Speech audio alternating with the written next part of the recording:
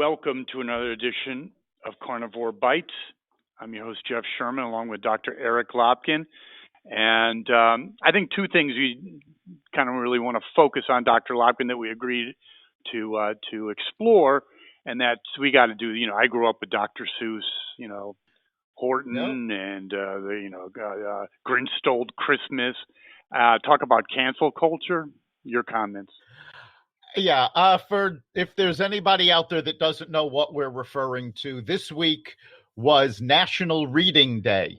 And National Reading was created primarily to celebrate Dr. Seuss and how he got so many children to read.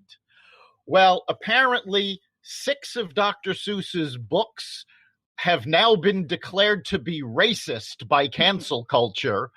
Biden made a speech about National Reading Day and completely failed to mention Dr. Seuss. They're trying to pretend that his part in this never happened because retroactively they've decided, these children's books are racist. And it's racist to anything, because, obviously, I grew up on them. I thought they were just cartoonish caricatures. I didn't even see any racial overtones at all. No, and what makes it really funny is that Dr. Seuss, if you read his books as an adult, you realize his themes are equality, the environment. It's all these issues that liberals generally embrace. And now they're turning on their own because, this looks racist to us. Well, isn't it a whole situation? I'm sorry, but isn't it a whole situation now that it's gone so over the edge that there's really it's a blank check to cancel whatever you like? What isn't racist? Using that kind of a microscope. Yeah, it is. Cancel culture has basically become fascism. Mm-hmm. We don't like this message. We can't allow anybody to hear it. We're offended by this. We can't let anybody else enjoy it. And it's absolutely ridiculous. And this is not the first time that cancel culture has gone after books.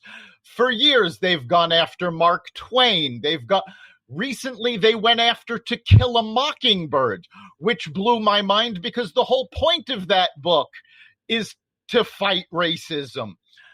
Now they're going after Dr. Seuss. It's just getting more and more ridiculous. Okay, so where does this go, though? First of all, the Mark Twain situation, yes, some words were obviously ill-chosen, but given the time, you got to take it as a period piece. He actually, with Huckleberry Finn, I thought was kind of preaching some degree of equality, but that's another issue. So I didn't see it as a racist document, but you're right about the whole terms of the cancel culture, because it's now a blank slate. And my only question is, where does this go? Is there a pushback, or are they successful? Because if you ban enough, like Stalin, that becomes the groupthink. That becomes the new norm.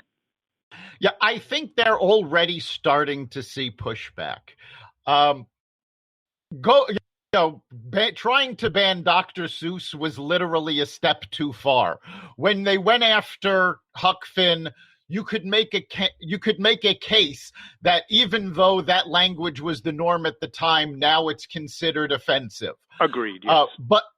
But Dr. Seuss did so much good getting children to read. As one, and it's funny, there's a few people in history who have done more to boost the literacy rate of Americans than anybody else. Dr. Seuss is one of them. And it's funny, though, because another one of them was Stan Lee. And when Stan Lee died, uber liberal Bill Maher went, well, all he did was make comic books. Why is everybody talking about him? Mm-hmm. They don't understand the impact these people have. And that's really the essence of cancel culture. Whether you're talking about somebody who owns slaves or something that might be considered mildly racist. Again, I don't see where there was any racism in Dr. Seuss, but let's assume somebody sees it. You're taking this one instance and trying to cancel out all of the good that these people did. And the fact of the matter is, there is not a person, living or dead, on this planet that is perfect and never did anything that bothered somebody else. Of course not. And if you're going to get that kind of banality, then you're just going to get literature, movies, plays that have no impact, no amusement, no engagement, no lesson, zero. You're going to get vanilla. Yeah, you're going to get vanilla, and that's actually becoming a big problem. And ironically, you're starting to get liberals fighting against this, because you've got a whole bunch of comedians who are now coming out and saying, well, if we can't say anything offensive, first of all, this is humor. You're not supposed to be offended by humor. It's supposed to make you laugh and make you think. So by shutting down all of these categories, oh, you can't talk about that, that's not funny. Jim David, who's a homosexual comedian, he's done fantastic work. He came out and said, you take everything offensive away, all we can talk about are the missing socks from the dryer. Yeah, or even Seinfeld, who's, I would assume, on the liberal side of things, basically say he can't do college campuses. Yeah, it's absolutely ridiculous. And that sort of thing has to be stopped. We have to cancel culture. We'll see how that impacts our politics and our society. It's certainly something that we'll keep our eye on. Keeping our eye on something else. I love, sometimes payback is what.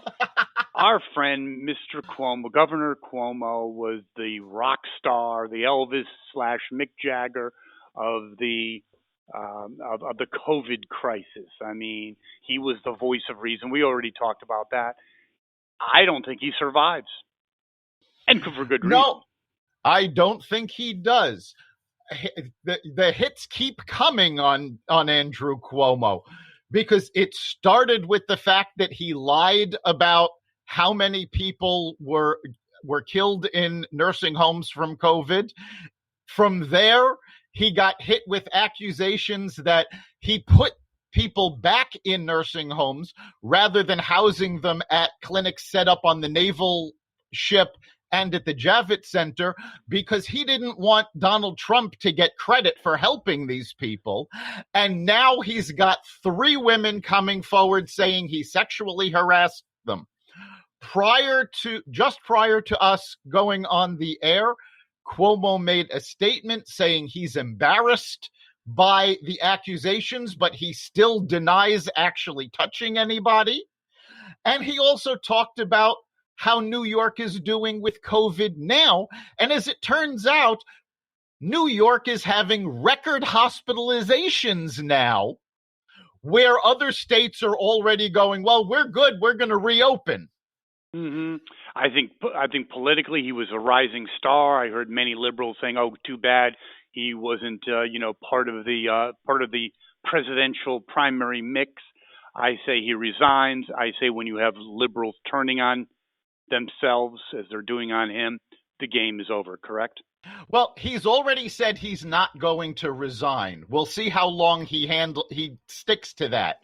But the New York State Legislature has already stripped him of all of the emergency powers that they gave him for dealing with COVID. So now they're taking that responsibility away from him, and they will take care of it. Because as it turns out, he put politics above the people of New York, and he did it to try to make Donald Trump look bad.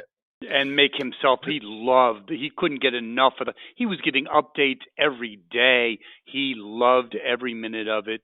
And sometimes, payback is what. So that's it. And, Andrew Cuomo is the epitome of the example we've used of somebody who was born on third base and thought he hit a triple. And now he's realizing, oh, I've been caught. I don't know what to do now. Exactly. Yes, he's been stripped of his, if you will, entitlement and privilege. His brother's no genius either. Again, both. I don't No, know what also school. Yeah, I don't. Born His on third base and thought he hit a triple. No question, and it's kind of funny because his brother, I forgot his first name, does the show Chris. on CNN. He went to Yale. He went to Yale, or deservingly so, like I went to the moon. Not the brightest bulb in Yeah. the Christmas. Talk about entitlement. So it's all good when conservatives get called out for that, but like George W. But God forbid a liberal takes advantage of that. Well, great segment today, as always, Dr. Lopkin. We will not be doing the live show, however, this Friday. COVID calls, Mr. Sherman. Absolutely. The COVID vaccine, at least, I should say. Yes, our own Jeff Sherman will be getting the COVID vaccine. We recommend to all of our listeners, as soon as it is available to you, please avail yourself of the vaccine, get vaccinated. Let's put this all behind us and get rid of COVID. Thank you very much, Dr. Lopkin. Thank our listeners. Take care. We'll see you next week. You've been listening to Carnivore Bites, part of the Exvadio podcast network. You can catch us every week on carnivoreradio.com, exvadio.com/podcasts, the Apple Podcast Store, Google Play, Spotify, iHeartRadio, and wherever you find podcasts.